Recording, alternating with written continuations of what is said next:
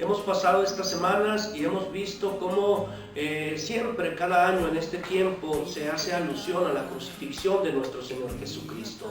También tomamos en cuenta que siempre Dios, a través de estos pasajes bíblicos referentes a la crucifixión del Señor, nos enseña siempre en gran manera y siempre nos abre un panorama espiritual. Mira, dice la palabra del Evangelio según San Lucas en el capítulo 23, en el verso 1, dice: levantándose entonces toda la muchedumbre de ellos, llevaron a Jesús a Pilato. Y así tú puedes ver que de una u otra manera, llevando los sacerdotes a Jesús ante Pilato, Pilato se da cuenta que por aquella zona se encuentra también Herodes. Y Herodes, pues viendo, ¿verdad?, que tenía por ahí la inquietud de conocer a Jesús, pues le hace algunas preguntas, y tú sabes la historia, respondiendo absolutamente nada a Jesús, pues Herodes se burla de él y de una u otra manera lo devuelve a Pilatos. Pilatos se lava las manos y lo entrega a voluntad de los sacerdotes. Algo que me llamaba a mí mucho la atención es que los sacerdotes, ahí en el mismo capítulo, en el capítulo 23, en el verso 18, dice: mas toda la multitud dio voces a una diciendo: fuera con este, o sea, refiriéndose a Jesús. Y en ese mismo verso dice: suéltanos a Barrabás. Ellos prácticamente estaban haciendo alusión a lo que, bueno, en la fiesta de la Pascua, en ese tiempo se soltaba a un delincuente, se soltaba a alguien que estuviera preso, pero no era cualquier preso.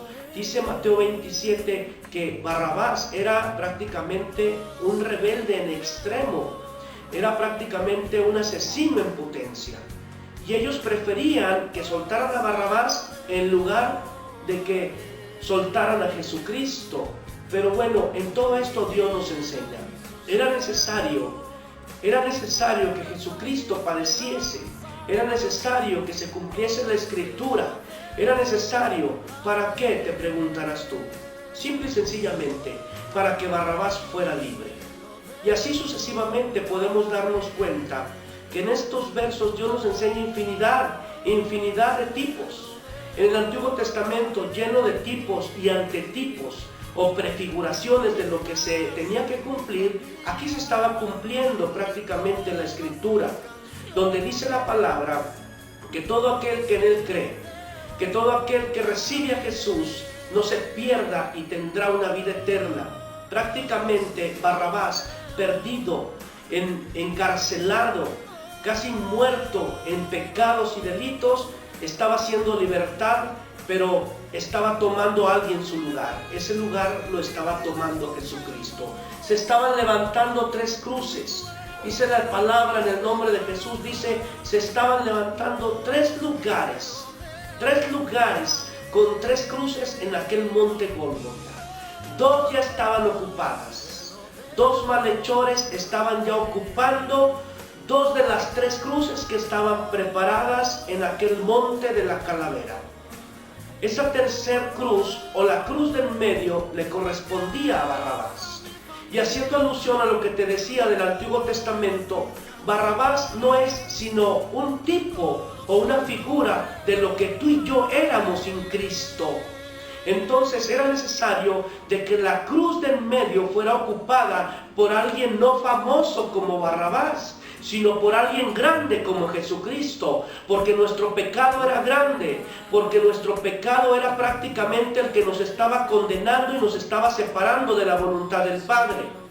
Entonces tenía que venir alguien grande, alguien perfecto a ocupar ese lugar. Vamos a ver que nuestro Señor Jesucristo vino a ocupar nuestro lugar. Dice la palabra en el verso 34 del capítulo 23 del Evangelio según San Lucas, que es el que estamos leyendo. Dice que Él clamaba al Padre: perdón por nosotros, perdón por nuestra ignorancia. Mientras Él clamaba perdón por nosotros, por la ignorancia de nosotros, dice la Escritura que los soldados echaban suerte por sus vestidos. Dice la palabra que se burlaban de Él. Pero también lo hermoso es que Dios nos está enseñando algo también ahí, porque estando Jesús en medio, dice la palabra que estaban a su costado, estaban dos malhechores, Y eso de una u otra manera no era sino nuestras dos mentalidades que estaban por ahí queriendo vivir, no queriendo morir, sino queriendo vivir, una, ¿verdad?, por sobre la otra, porque de una u otra manera, cuando el malhechor le injuriaba y le decía, sálvate, si tú eres el Cristo, sálvate y sálvanos a nosotros, eso tipifica nuestra mentalidad de esclavo al pecado, que injuria, que de una u otra manera engaña, roba, que tiene mentalidad de malhechor. Pero de una u otra manera, al otro lado estaba la mentalidad de reino, porque aquel hombre, reconociendo su condición de malhechor, le decía, Señor, acuérdate de mí cuando estés en tu reino. Y nosotros podemos ver a qué mentalidad es la que Jesús responde, porque al malhechor que le injuriaba no le respondió absolutamente ni una sola palabra. Pero aquel que le reconoció prácticamente como rey, solamente le dijo, de cierto te digo que hoy estarás conmigo en el paraíso. Allí estaba, y ahí está prácticamente la decisión tuya y mía. O tengo mentalidad de reino, o tengo mentalidad de esclavo.